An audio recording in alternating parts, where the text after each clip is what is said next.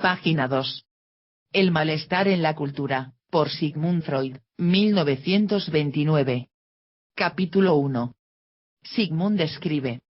No podemos eludir la impresión de que el hombre suele aplicar cánones falsos en sus apreciaciones, pues mientras anhela para sí y admira en los demás el poderío, el éxito y la riqueza menosprecia, en cambio, los valores genuinos que la vida le ofrece. TV escribe.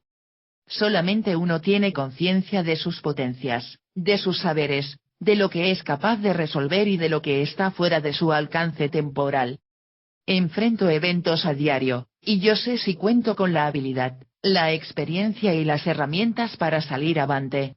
Si algo está fuera de mi alcance, es momento para buscar opciones a las cuales hay que pulir, si es que el evento representa una posibilidad de ponerse en mejor posición. Aún así, con lo poco que se sabe, es mejor lanzarse a la acción que permanecer congelado, siempre y cuando ese arrojo no ponga en alto riesgo la vida, la reputación o el prestigio. ¿Qué puedo pasar si entro en acción y cometo un error? Esa es la valoración que debe sopesarse. A muchos, se les aprecia por solo una habilidad, pero el ser humano no está para ser excepto en solo una faceta de la vida. Además, está la realidad del ocio, del nada querer ya, nada hacer, excepto sobrevivir. En este escenario, la envidia y ganas de brillar o sobresalir, son lanzadas al drenaje. Sigmund escribe. No obstante, al formular un juicio general de esta especie, siempre se corre peligro de olvidar la abigarrada variedad del mundo humano y de su vida anímica, ya que existen, en efecto, algunos seres a quienes no se les niega la veneración de sus coetáneos, pese a que su grandeza reposa en cualidades y obras muy ajenas a los objetivos y los ideales de las masas. Se pretenderá aducir que solo es una minoría selecta la que reconoce en su justo valor a estos grandes hombres, mientras que la gran mayoría nada quiere saber de ellos, pero las discrepancias entre las ideas y las acciones de los hombres son tan amplias y sus deseos tan dispares que dichas reacciones seguramente no son tan simples. Uno de estos hombres excepcionales se declara en sus cartas como amigo mío. Habiéndole enviado yo mi pequeño trabajo que trata de la religión como una ilusión, me respondió que compartía sin reserva mi juicio sobre la religión, pero lamentaba que yo no hubiera concedido su justo valor a la fuente última de la religiosidad.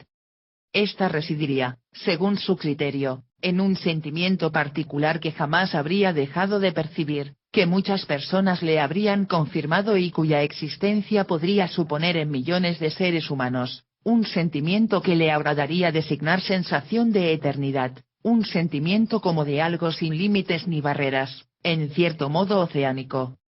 TV escribe. La religión es como una ilusión. Puede ser que haya argumentos para declarar eso. Y, sin embargo, el sentimiento místico, no deja de acosar al pensamiento. Pero esto no lo despoja del calificativo de ilusión. ¿Qué sería del ser humano sin esa necesidad de cobijarse en la ilusión? Si la esperanza es borrada, parece que nada hay bajo lo cual acogerse o perseguir. Sigmund escribe. Se trataría de una experiencia esencialmente subjetiva, no de un artículo del credo, tampoco implicaría seguridad alguna de inmortalidad personal, pero, no obstante, esta sería la fuente de la energía religiosa, que, captada por las diversas iglesias y sistemas religiosos, es encauzada hacia determinados canales y seguramente también consumida en ellos. Solo gracias a este sentimiento oceánico podría uno considerarse religioso, aunque se rechazara toda fe y toda ilusión. Esta declaración de un amigo que venero quien, por otra parte, también prestó cierta vez expresión poética al encanto de la ilusión me colocó en no pequeño aprieto, pues yo mismo no logro descubrir en mí este sentimiento oceánico. En manera alguna es tarea grata someter los sentimientos al análisis científico, es cierto que se puede intentar la descripción de sus manifestaciones fisiológicas, pero cuando esto no es posible y me temo que también el sentimiento oceánico se sustraerá a semejante caracterización, no queda sino atenerse al contenido ideacional que más fácilmente se asocie con dicho sentimiento. TV escribe. Analizar, poner a prueba el sentimiento, puede terminar en un callejón sin salida. El sentimiento sirve para forjarse ideales, metas fácticas o fantasiosas. Según veo, analizar lo que se siente, ver cuál es el origen de las emociones, demanda desligarse temporalmente de seguir sintiendo, privando los estímulos que no dejan de llegar al cerebro. Se siente algo, y no se desea padecer, vivir con algo inconveniente. Ante un estímulo, la interpretación, la apreciación inmediata, aparece sin esfuerzo, condicionada por la memoria, por experiencias que se han plasmado en el cerebro. Busco pues, la utilidad, la ventaja en esas sensaciones. Sigmund escribe. Mi amigo, si lo he comprendido correctamente, se refiere a lo mismo que cierto poeta original y harto inconvencional hace decir a su protagonista, a manera de consuelo ante el suicidio: de este mundo no podemos caernos. Trataríase, pues, de un sentimiento de indisoluble comunión, de inseparable pertenencia a la totalidad del mundo exterior. Debo confesar que para mí esto tiene más bien el carácter de una penetración intelectual, acompañada, naturalmente, de sobretonos afectivos, que por lo demás tampoco faltan en otros actos cognoscitivos de análoga envergadura. En mi propia persona no llegaría a convencerme de la índole primaria de semejante sentimiento, pero no por ello tengo derecho a negar su ocurrencia real en los demás. La cuestión se reduce, pues, a establecer si es interpretado correctamente y si debe ser aceptado como fonte torigo de toda urgencia religiosa. TV escribe. Interpreto lo que percibo, lo que siento. Si mis interpretaciones son erradas, si me van a dejar en desventaja, es necesario modificar las próximas interpretaciones, con nuevos datos, nueva información que enriquece mi manera de encuadrar los eventos. Porque según la manera en que interpreto, me veo condicionado a reaccionar, y enseguida, después del acto, sopesar los resultados con el ideal propuesto. Página 3. Sigmund escribe. Nada puedo aportar que sea susceptible de decidir la solución de este problema. La idea de que el hombre podría intuir su relación con el mundo exterior a través de un sentimiento directo, orientado desde un principio a este fin, parece tan extraña y es tan incongruente con la estructura de nuestra psicología, que será lícito intentar una explicación psicoanalítica, vale decir genética, del mencionado sentimiento. TV escribe. Lo que siento, bajo qué condiciones tiene sus causas, es lo que reviso. Porque la interpretación tiene en sí la semilla de la evolución, del cambio. Sigmund escribe. Al emprender esta tarea se nos ofrece al instante el siguiente razonamiento. En condiciones normales nada nos parece tan seguro y establecido como la sensación de nuestra mismidad, de nuestro propio yo. Este yo se nos presenta como algo independiente, unitario, bien demarcado frente a todo lo demás. Solo la investigación psicoanalítica, que por otra parte, aún tiene mucho que decirnos sobre la relación entre el yo y el ello, nos ha enseñado que esa apariencia es engañosa, que, por el contrario, el yo se continúa hacia adentro, sin límites precisos, con una entidad psíquica inconsciente que denominamos ello y a la cual viene a servir como de fachada. TV escribe. La percepción que tengo de mis reacciones, no permanece sin cambio. Y es porque todo lo que siento, está sujeto al movimiento errático del exterior, que nunca se mueve según mi deseo, o mi conveniencia. Esta carencia de control sobre el entorno, es agobiante cuando el pensamiento se enfoca, y se frustra por no poder estar al tanto de todo lo que sucede. Sigmund escribe. Pero, por lo menos hacia el exterior, el yo parece mantener sus límites claros y precisos. Solo los pierde en un estado que, si bien extraordinario, no puede ser tachado de patológico. En la culminación del enamoramiento amenaza esfumarse el límite entre el yo y el objeto. TV escribe. Enamorarse, es subyugarse, someterse, es tener la ilusión de que las cosas, están para nuestra satisfacción. Sigmund escribe. Contra todos los testimonios de sus sentidos, el enamorado afirma que yo y tú son uno, y está dispuesto a comportarse como si realmente fuese así. Desde luego, lo que puede ser anulado transitoriamente por una función fisiológica, también podrá ser trastornado por procesos patológicos. La patología nos presenta gran número de estados en los que se torna incierta la demarcación del yo frente al mundo exterior, o donde los límites llegan a ser confundidos, casos en que partes del propio cuerpo, hasta componentes del propio psiquismo, percepciones, pensamientos, sentimientos, aparecen como si fueran extraños y no pertenecieran al yo, otros, en los cuales se atribuye al mundo exterior lo que a todas luces procede del yo y debería ser reconocido por éste. De modo que también el sentimiento yoico está sujeto a trastornos, y los límites del yo con el mundo exterior no son inmutables. TV escribe.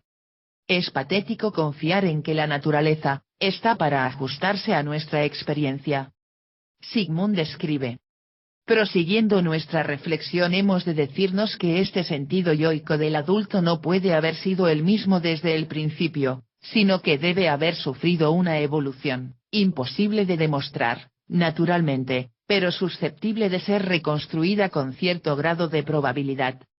El latente aún no discierne su yo de un mundo exterior, como fuente de las sensaciones que le llegan. Gradualmente lo aprende por influencia de diversos estímulos. Sin duda, ha de causarle la más profunda impresión el hecho de que algunas de las fuentes de excitación que más tarde reconocerá como los órganos de su cuerpo sean susceptibles de provocarle sensaciones en cualquier momento, mientras que otras se le sustraen temporalmente, entre estas, la que más anhela, el seno materno, logrando solo atraérselas al expresar su urgencia en el llanto. Con ello comienza por oponérsele al yo un objeto, en forma de algo que se encuentra afuera y para cuya aparición es menester una acción particular. Un segundo estímulo para que el yo se desprenda de la masa sensorial, esto es, para la aceptación de un afuera, de un mundo exterior, lo dan las frecuentes, múltiples e inevitables sensaciones de dolor y displacer que el aún omnipotente principio del placer induce a abolir y a evitar. Surge así la tendencia a disociar del yo cuanto pueda convertirse en fuente de displacer, a expulsarlo de sí, a formar un yo puramente hedónico, un yo placiente, enfrentado con un no yo, con un afuera ajeno y amenazante. Los límites de este primitivo yo placiente no pueden escapar a reajustes ulteriores impuestos por la experiencia. Gran parte de lo que no se quisiera abandonar por su carácter placentero no pertenece, sin embargo, al yo, sino a los objetos, recíprocamente. Muchos sufrimientos de los que uno pretende desembarazarse resultan ser inseparables del yo, de procedencia interna. Página 4. Con todo, el hombre aprende a dominar un procedimiento que, mediante la orientación intencionada de los sentidos y la actividad muscular adecuada, le permite discernir lo interior, perteneciente al yo, de lo exterior, originado por el mundo, dando así el primer paso hacia la entronización del principio de realidad, principio que habrá de dominar toda la evolución ulterior. Naturalmente, esa capacidad adquirida de discernimiento sirve al propósito práctico de eludir las sensaciones displacenteras percibidas o amenazantes. La circunstancia de que el yo, al defenderse contra ciertos estímulos displacientes emanados de su interior, aplique los mismos métodos que le sirven contra el displacer de origen externo, habrá de convertirse en origen de importantes trastornos patológicos. De esta manera, pues, el yo se desliga del mundo exterior, aunque más correcto sería decir, originalmente el yo lo incluye todo, luego, desprende de sí un mundo exterior. Nuestro actual sentido yoico no es, por consiguiente, más que el residuo atrofiado de un sentimiento más amplio, aún de envergadura universal, que correspondía a una comunión más íntima entre el yo y el mundo circundante. Si cabe aceptar que este sentido yoico primario subsiste en mayor o menor grado en la vida anímica de muchos seres humanos, debe considerársele como una especie de contraposición del sentimiento yoico del adulto, cuyos límites son más precisos y restringidos. De esta suerte, los contenidos ideativos que le corresponden serían precisamente los de infinitud y de comunión con el todo, los mismos que mi amigo emplea para ejemplificar el sentimiento oceánico. Pero, ¿Acaso tenemos el derecho de admitir esta supervivencia de lo primitivo junto a lo ulterior que de él se ha desarrollado? Sin duda alguna, pues los fenómenos de esta índole nada tienen de extraño, ni en la esfera psíquica ni en otra cualquiera. Así, en lo que se refiere a la serie zoológica, sustentamos la hipótesis de que las especies más evolucionadas han surgido de las inferiores, pero aún hoy hallamos, entre las vivientes, todas las formas simples de la vida. Los grandes saurios se han extinguido, cediendo el lugar a los mamíferos, pero aún vive con nosotros un representante genuino de ese orden, el cocodrilo. Esta analogía puede parecer demasiado remota, y, por otra parte, adolece de que las especies inferiores sobrevivientes no suelen ser las verdaderas antecesoras de las actuales, más evolucionadas. Por regla general, han desaparecido los eslabones intermedios que solo conocemos a través de su reconstrucción. En cambio, en el terreno psíquico la conservación de lo primitivo junto a lo evolucionado a que dio origen es tan frecuente que sería ocioso demostrarla mediante ejemplos. Este fenómeno obedece casi siempre a una bifurcación del curso evolutivo, una parte cuantitativa de determinada actitud o de una tendencia instintiva se ha sustraído a toda modificación, mientras que el resto siguió la vía del desarrollo progresivo.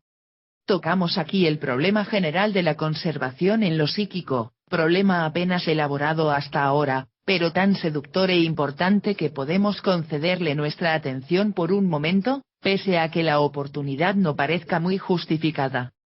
Habiendo superado la concepción errónea de que el olvido, tan corriente para nosotros, significa la destrucción o aniquilación del resto mnemónico, nos inclinamos a la concepción contraria de que en la vida psíquica nada de lo una vez formado puede desaparecer jamás, todo se conserva de alguna manera y puede volver a surgir en circunstancias favorables, como, por ejemplo, mediante una regresión de suficiente profundidad.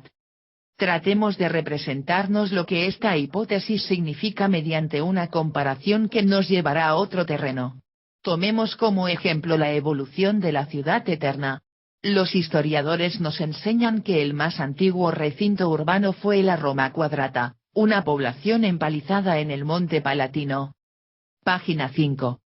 A esta primera fase siguió la del Septimontium, fusión de las poblaciones situadas en las distintas colinas. Más tarde apareció la ciudad cercada por el muro de Servio Tulio, y aún más recientemente, luego de todas las transformaciones de la República y del Primer Imperio, el recinto que el emperador Aureliano rodeó con sus murallas. No hemos de perseguir más lejos las modificaciones que sufrió la ciudad, preguntándonos, en cambio, ¿qué restos de esas fases pasadas hallará aún en la Roma actual un turista al cual suponemos dotado de los más completos conocimientos históricos y topográficos? Verá el muro aureliano casi intacto, salvo algunas brechas. En ciertos lugares podrá hallar trozos del muro serviano, puestos al descubierto por las excavaciones. Provisto de conocimientos suficientes superiores a los de la arqueología moderna, quizá podría trazar en el cuadro urbano actual todo el curso de este muro y el contorno de la Roma Quadrata, pero de las construcciones que otrora colmaron ese antiguo recinto no encontrará nada o tan solo escasos restos, pues aquellas han desaparecido. Aún dotado del mejor conocimiento de la Roma republicana, solo podría señalar la ubicación de los templos y edificios públicos de esa época. Hoy, estos lugares están ocupados por ruinas, pero ni siquiera por las ruinas auténticas de aquellos monumentos, sino por las de reconstrucciones posteriores, ejecutadas después de incendios y demoliciones. Casi no es necesario agregar que todos estos restos de la Roma antigua aparecen esparcidos en el laberinto de una metrópoli edificada en los últimos siglos del Renacimiento. Su suelo y sus construcciones modernas seguramente ocultan aún numerosas reliquias. Tal es la forma de conservación de lo pasado que ofrecen los lugares históricos como Roma. Supongamos ahora, a manera de fantasía, que Roma no fuese un lugar de habitación humana, sino un ente psíquico con un pasado no menos rico y prolongado, en el cual no hubieran desaparecido nada de lo que alguna vez existió y donde junto a la última fase evolutiva subsistieran todas las anteriores. Aplicado a Roma, esto significaría que en el Palatino habrían de levantarse aún, en todo su porte primitivo, los palacios imperiales y el Septizonium de Septimio Severo, que las almenas del Castel Sant'Angelo todavía estuvieran coronadas por las bellas estatuas que las adornaron antes del sitio por los godos, etc. Pero aún más, en el lugar que ocupa el Palazzo Caffarelli veríamos de nuevo, sin tener que demoler este edificio, el templo de Júpiter Capitolino, y no solo en su forma más reciente, como lo contemplaron los romanos de la época cesárea, sino también en la primitiva, etrusca, ornada con antefijos de terracota.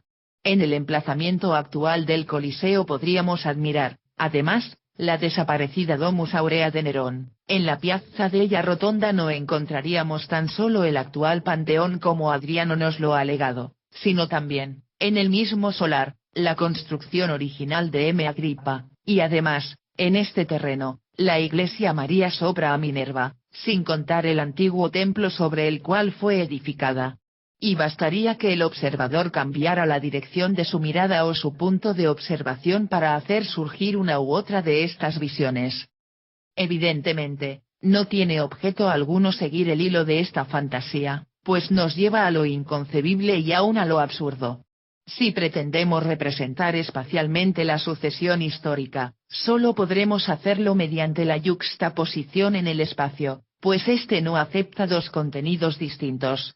Nuestro intento parece ser un juego vano, su única justificación es la de mostrarnos cuán lejos de encontrarnos de poder captar las características de la vida psíquica mediante la representación descriptiva.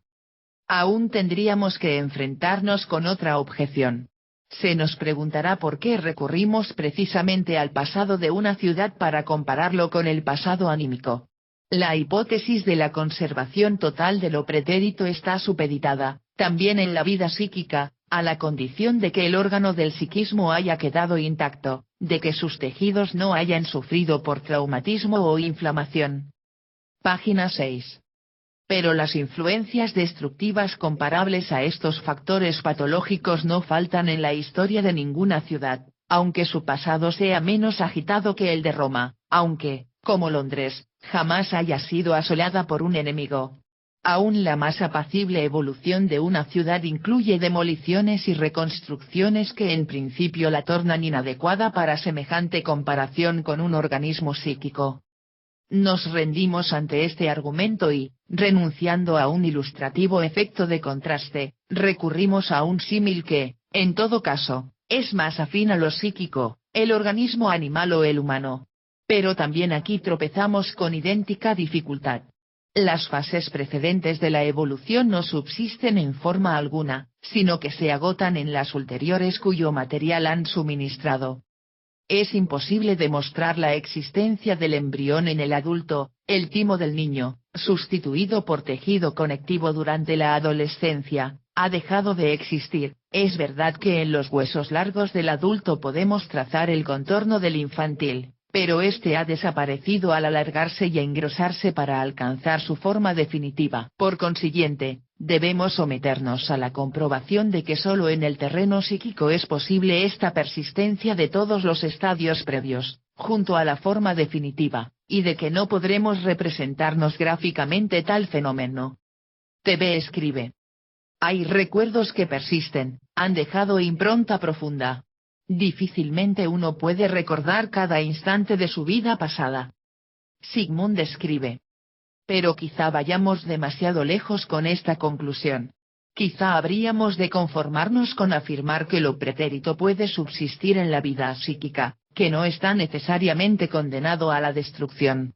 Aún en el terreno psíquico no deja de ser posible como norma o excepcionalmente que muchos elementos arcaicos sean borrados o consumidos en tal medida, que ya ningún proceso logre restablecerlos o reanimarlos. Además, su conservación podría estar supeditada en principio a ciertas condiciones favorables. Todo esto es posible, pero nada sabemos al respecto. No podemos sino atenernos a la conclusión de que en la vida psíquica la conservación de lo pretérito es la regla más bien que una curiosa excepción. Así, pues, Estamos plenamente dispuestos a aceptar que en muchos seres existe un sentimiento oceánico, que nos inclinamos a reducir a una fase temprana del sentido yoico, pero entonces se nos plantea una nueva cuestión: ¿qué pretensiones puede alegar ese sentimiento para ser aceptado como fuente de las necesidades religiosas? Por mi parte, esta pretensión no me parece muy fundada, pues un sentimiento solo puede ser una fuente de energías y a su vez es expresión de una necesidad imperiosa. En cuanto a las necesidades religiosas, considero irrefutable su derivación del desamparo infantil y de la nostalgia por el padre que aquel suscita, tanto más cuanto que este sentimiento no se mantiene simplemente desde la infancia, sino que es reanimado sin cesar por la angustia ante la omnipotencia del destino. Me sería imposible indicar ninguna necesidad infantil tan poderosa como la del amparo paterno. Con esto pasa a segundo plano el papel del sentimiento oceánico, que podría tender, por ejemplo, al restablecimiento del narcisismo ilimitado. La génesis de la actitud religiosa puede ser trazada con toda claridad hasta llegar al sentimiento de desamparo infantil. Es posible que aquella oculte aún otros elementos, pero por ahora se pierden en las tinieblas. TV escribe: la necesidad de lo místico, viene a ser entonces una tremenda necesidad de protección, de amparo, de soporte por parte de alguien mejor dotado. En este caso, el niño pide el refugio en el padre. Freud escribe: puedo imaginarme que el sentimiento oceánico haya venido a relacionarse ulteriormente con la religión, pues este ser uno con el todo, implícito en su contenido ideativo, nos seduce como una primera tentativa de consolación religiosa, como otro camino para refutar el peligro que el yo reconoce amenazante en el mundo exterior. Página 7. Confieso una vez más que me resulta muy difícil operar con estas magnitudes tan intangibles. Otro de mis amigos, llevado por su insaciable curiosidad científica a las experiencias más extraordinarias y convertido por fin en omnisapiente, me aseguró que mediante las prácticas del yoga, es decir, apartándose del mundo exterior, fijando la atención en las funciones corporales, respirando de manera particular, se llega efectivamente a despertar en sí mismo nuevas sensaciones y sentimientos difusos, que pretendía concebir como regresiones a estados primordiales de la vida psíquica, profundamente soterrados. Consideraba dichos fenómenos como pruebas, en cierta manera fisiológicas, de gran parte de la sabiduría de la mística. Se nos ofrecerían aquí relaciones con muchos estados enigmáticos de la vida anímica, como los del trance y del éxtasis. Mas yo siento el impulso de repetir las palabras del buzo de Schiller: alégrese quien respira a la rosada luz del día. Página 7.